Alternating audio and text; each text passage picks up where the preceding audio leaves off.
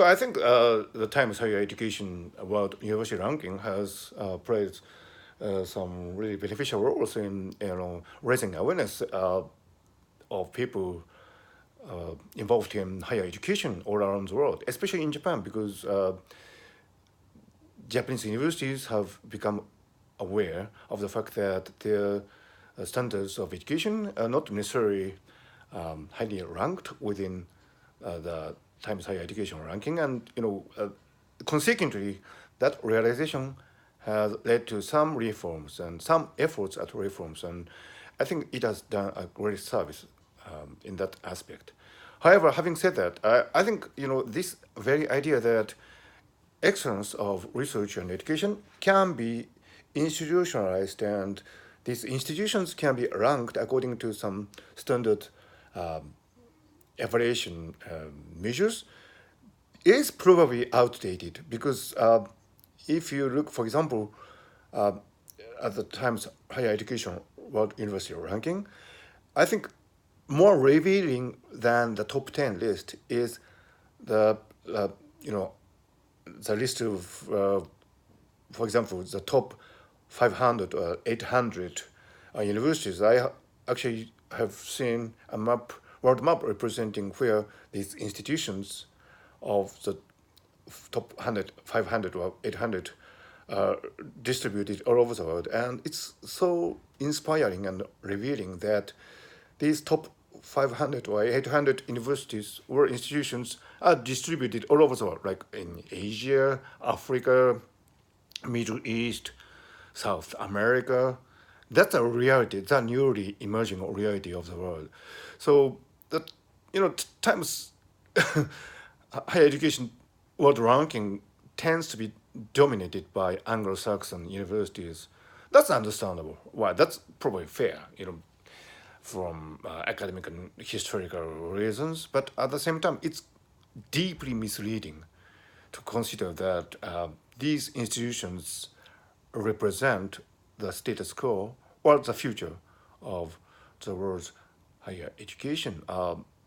We don't probably have to go to the example of Satoshi Nakamoto, who, well, or for all we know, might be a female, as indicated by this Satoshi's female meme on the internet, but we don't know where he is. And the point is, Satoshi Nakamoto is not associated with any universities or academic institutions as far as we know. He might be actually, but that's not the point. So, this idea that academic excellence and research potentials can be associated with these big names like Harvard, Stanford, and Caltech, and so on, has its merits in assessing the status quo of the world's intellectual endeavors as a whole. But at the same time, it's deeply misleading because after all, in newly emerging research fields like artificial intelligence, people conduct research and carry out um, you know projects independent from these big names, these traditional institutions. So to think in terms of these big names is probably outdated. It would definitely help in aiding students, aspiring students, to choose his or her alma mater. But at the same time, it can give people wrong messages about what would be the best practice in the world in terms of education and research, because the best practice of learning and education is not within these established institutions, definitely not. We talk about home education up to the grade school, before you enter university. But why can't we extend the domain of homeschooling into more higher educations? If you study uh, theoretical physics, for example, it might be possible to stay within one's home and study all these wonderful theories about strings and quantum gravity and so on without attending institution. It's possible. I mean, we might have another Ramanujan in physics in the years to come. So this idea that academic excellence is a monopoly of these higher education systems is an illusion. And some people might actually benefit and make money from these illusions. That's very far from what is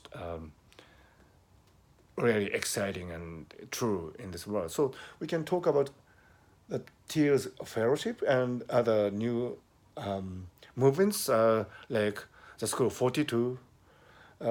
These movements quite independent from the traditional academic institutions, and you might even say that education provided by traditional academic institutions is all excellent, but at the same time, that uh, may actually lead only to vanity degrees and you know disillusioned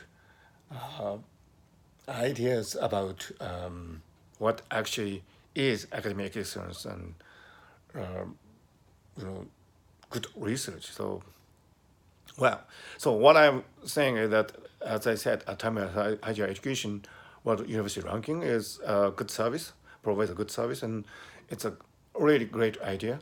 But at the same time, we should know its limits because the reality of the world is advancing much faster than that.